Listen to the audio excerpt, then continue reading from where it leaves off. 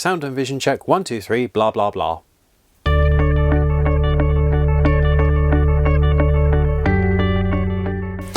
Today's video is all about minimalism and money.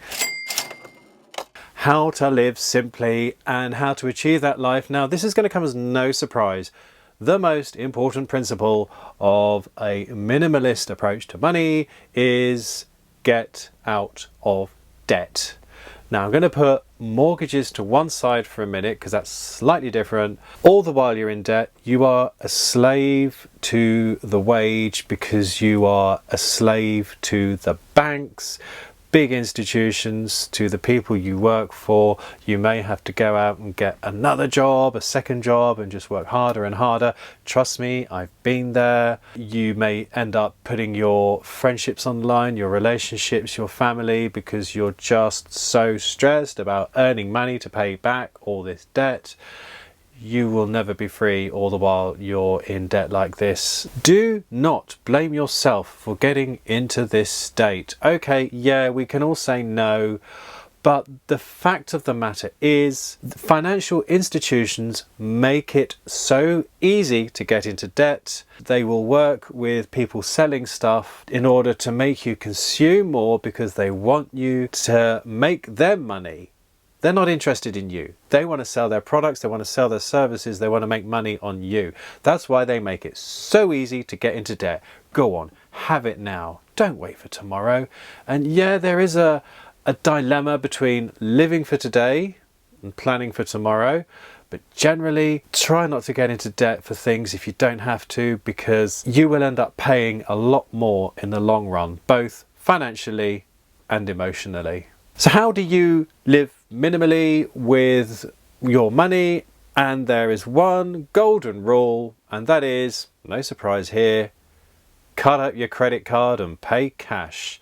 Okay, you'll need a debit card as well, because basically when I say pay cash, I'll add pay cash for any amount under £100, €100, $100, because once you start getting over those amounts, it gets a bit dodgy when you start putting €50 notes on the table. Debit card for larger amounts, but for things like your food, your fuel at the gas station, the petrol station, your coffee or sandwiches, things like this, pay cash, not contactless either. Cash, because contactless is even more easy to £3 there, £2 there, £5 there. Oh, suddenly you've just spent £100 and not even noticed.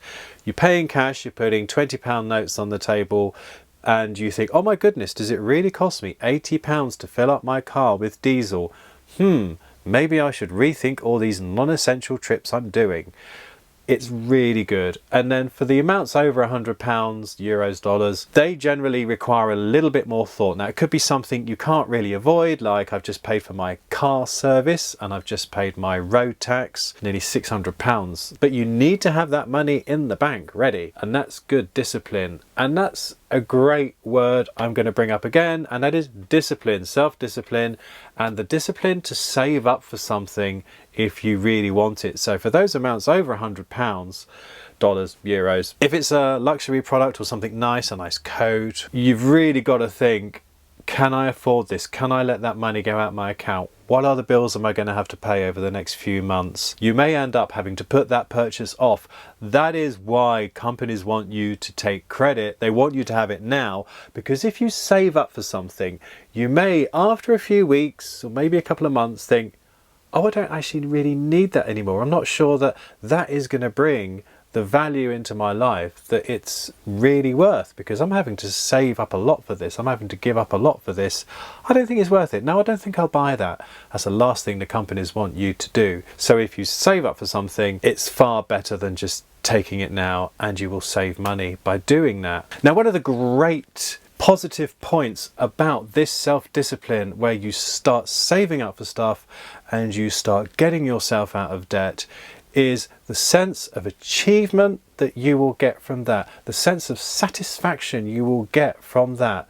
Because when you've just thrown a card at something and, oh, you got this new gadget gizmo thing, and then you've lost interest in a couple of months, and then you go and buy another one, never going to really make you feel good. If you've saved up for something you really want, oh my goodness me, when you finally get that after 6 months or whatever, say it's a camera, you will love that camera so much because you've worked so hard for it, you've sacrificed so much for that. That sense of self-satisfaction starts bringing a lot more meaning into your life.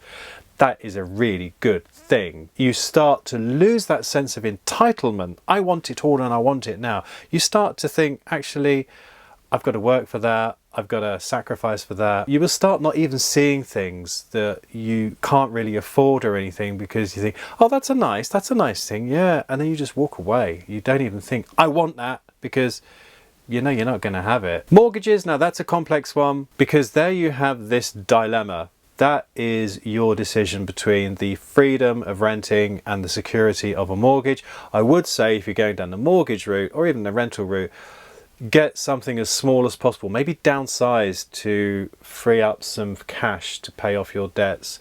Make your mortgage as small as you can, preferably under 50% of the value of the house, because that will give you freedom that if you do get into any kind of trouble or you want to just up sticks and leave and take to the road, you can either rent out your house and get a small return, or you can sell it and you have some money on top of your mortgage to spend on your future life. If you can, I'm a huge fan of offset mortgages, where all your money that you have goes into reducing your mortgage amount. You need a lot of discipline for an offset mortgage.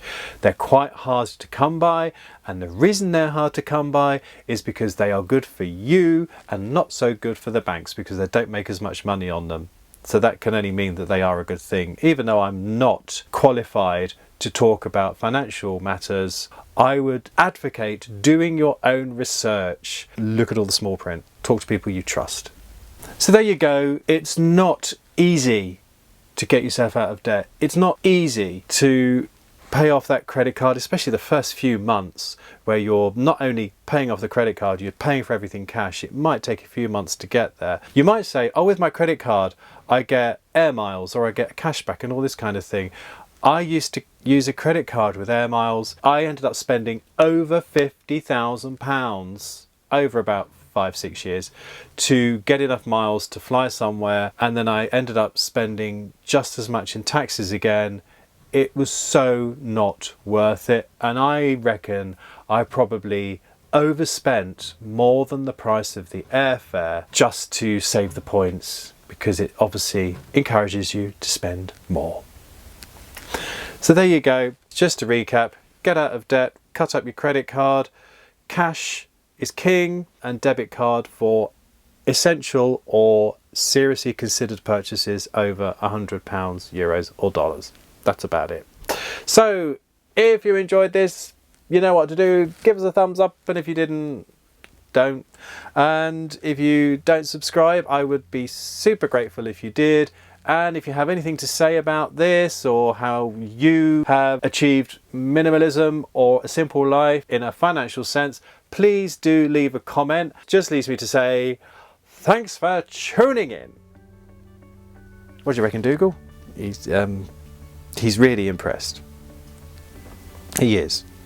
Trust me, he's impressed.